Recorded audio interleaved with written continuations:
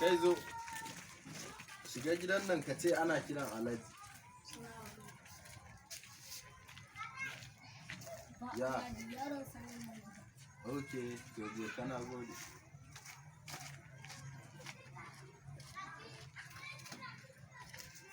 What? Ya. Alaikum salam. Abun lafiya. Lafiya kalau. Ya gida ya ayyuka. Alhamdulillah. Yawa muna neman Kai ne ka zo neman Alhaji? eh To ya Alhajin bayana. Me ya alakar ka da yi?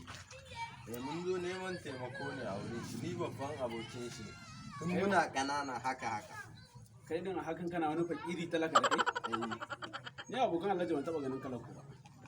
Da abokan Alhaji daga minista su gwamna su shugaban kasa ka What? Wani ka bi ka zo rigar ka ma. What?